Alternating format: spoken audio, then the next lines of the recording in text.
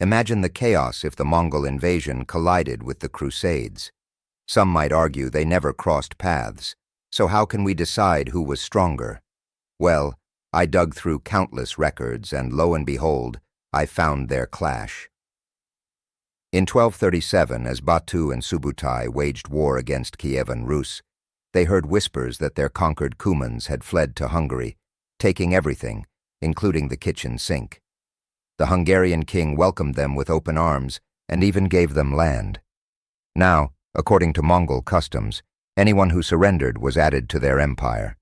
So, you can bet Batu was livid. First things first, Batu penned a letter to Hungarian King Béla IV. The gist? I know you're rich and powerful, with loads of soldiers and vast lands, but you can't protect my Cumans. Submit to me and don't even think of running. You can't escape my grasp. Talk about audacity. But Béla IV, he ghosted Batu, completely ignoring him. In contrast, Frederick, another ruler who got a similar letter from Batu, replied, I'm only worthy of being your hunter, so thanks, but no thanks. This polite refusal puffed up Batu's ego, sparing Frederick from immediate wrath. Back to Béla IV.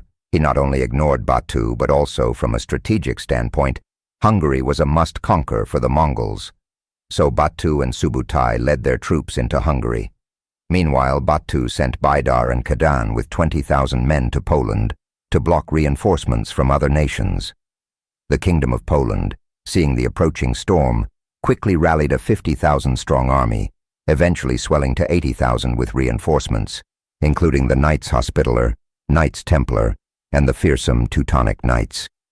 These European heavy cavalry, the special forces of their time, were decked out in gear that could buy a farm. On the Mongol side, their horses, while not as fast in sprints, were robust and built for endurance, each rider equipped with multiple steeds for rotation. Their weapon of choice? The powerful composite bow, famed for piercing armor. In 1241, the two forces clashed at the Battle of Legnica. Sparks flew as the Polish left-wing cavalry charged, but they hit a wall of Mongol resistance. Flanked by Mongol horse archers, they faced relentless volleys of arrows. The cavalry was getting hammered, but no support came from the rest of the Polish forces. Why? European lords only commanded their own troops, unlike the Mongol commanders who could direct any unit based on battlefield needs, making their response swift and coordinated. The Polish left wing crumbled under the pressure of Mongol hit-and-run tactics. Only then did the central heavy cavalry, the knights, charge with cries of, "In the name of God."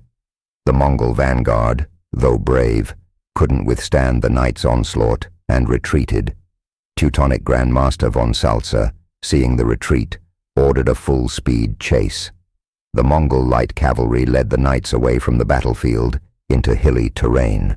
Blinded by bloodlust, the knights didn't notice Mongol horse archers flanking them.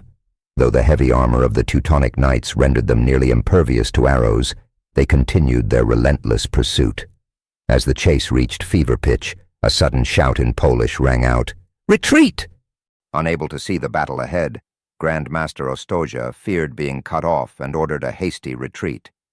Little did he know, this was just a clever ruse by the Mongols. Batu saw the knights withdrawing and launched a swift counterattack, turning the tide of the battle. The Polish commander, witnessing this chaos, ditched any notion of personal heroism and led a cavalry charge. The Teutonic knights, invigorated by the reinforcements, turned their horses around for a countercharge. However, the Mongol horsemen, masters of tactical retreats, lured the European knights into a trap. These knights, bless their hearts, fell for the same trick twice. Just as expected, Batu unleashed his heavy cavalry. With the might of the heavens, they swept across Europe like a storm. Unlike the European knights, who were outclassed, the Mongol heavy cavalry were well equipped. Early Mongol gear might have been subpar, but after Genghis Khan united Mongolia and conquered regions like Gaochang, western Liao, and Khwarezm, they captured countless artisans. After joining forces with the Southern Song and defeating the Jin dynasty, they acquired superior armor. Their equipment now was leagues ahead. When the European knights first saw the Mongol heavy cavalry, They were stunned and failed to react, but the Mongols didn't give them another chance. A single charge shattered the knights' formation. Meanwhile, the Polish infantry, seeing their knights in trouble, rushed to help. However, humans on 2 legs can't catch up to horses on 4, and since the knights had charged too far ahead, the infantry were left playing catch-up, becoming spectators to their own battle. Batu wasn't about to let them off easy. He sent his archers to set dense smoke along the path the reinforcements had to take, blinding them. As the European infantry floundered in the smoke, the Mongols encircled and annihilated them. Seeing smoke billowing behind them, the European knights realized their retreat was cut off, and their morale plummeted. With the situation dire, they attempted to withdraw, only to find themselves surrounded. In this battle, the Mongols' superior command and tactics crushed the Polish coalition. The Battle of Legnica saw the Polish forces lose over 20,000 men, including Duke Henry II and numerous barons and viscounts. Though the Grand Master of the Teutonic Knights escaped by a stroke of luck, the Mongols haunted his nightmares forever. In a letter to the King of France, he wrote that the Mongols were God's punishment, unstoppable by any force. The French king, upon reading the letter, felt helpless, hoping Hungary could hold out long enough for him to muster his own forces. Unbeknownst to him, Batu and Subutai, fresh from their victory, had already entered Hungary, marching at an astonishing 70 kilometers per day towards Béla 4. And Europe? The Battle of Legnica left them in shock. They couldn't believe how formidable the Mongols were. Yet they took no steps to counter the threat, being too preoccupied with internal strife. The Holy Roman Empire, in particular, saw Emperor Frederick II and the Pope locked in bitter conflict. The Pope, under the pretense of stabilizing internally before addressing external threats, called for a crusade against Frederick II to take him down.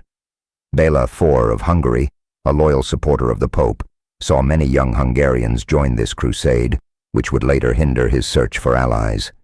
But Batu wasn't concerned with all these European dramas. Ogedei Khan's command to him was simple: conquer to the ends of the earth. With Hungary in his path, Batu intended to obliterate it. After hearing of the Polish coalition's defeat, Béla IV began rallying his troops. However, his previous harsh treatment of Hungarian nobles left him with a scant number of soldiers.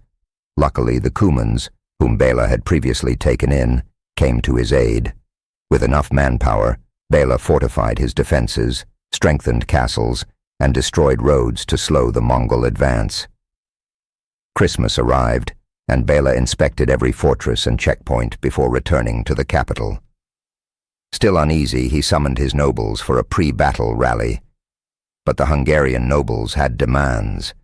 They made it clear they'd fight for the king, but only if their material needs were met. No profit, no battle, they said. With no choice, Béla conceded. But seeing the king so agreeable, the nobles upped the ante with even more demands. On one side were the ever-demanding nobles, and on the other, the relentless Mongols. What was poor Béla to do? Batu and Subutai marched at a blistering pace of 70 kilometers a day, heading straight for the Hungarian capital. The Hungarian king, realizing they were up to no good, frantically called for help from neighboring countries. But Western Europe was too busy opposing Frederick to lend a hand, and none of Béla IV's old friends wanted to get involved.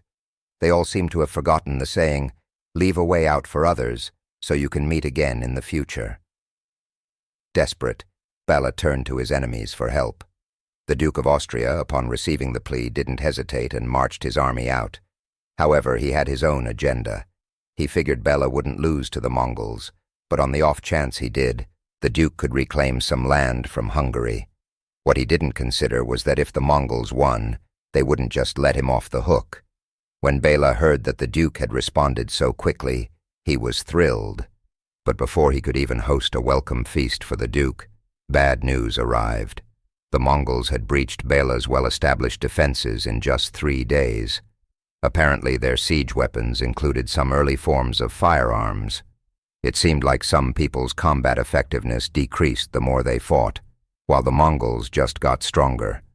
The Mongols' rapid advance frightened Béla. He quickly sent the Cuman cavalry to intercept and mobilized southern forces for support. But this move backfired spectacularly. Béla hadn't realized that the Mongols attacking from the north were just a small detachment. The main force, led by Subutai, saw the southern troops leave and took the opportunity to march north along the Tisza River.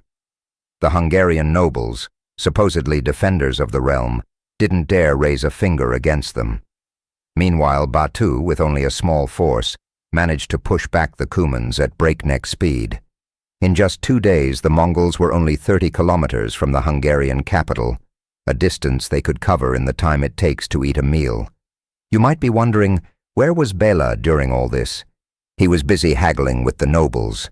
They demanded perks before they'd lift a finger.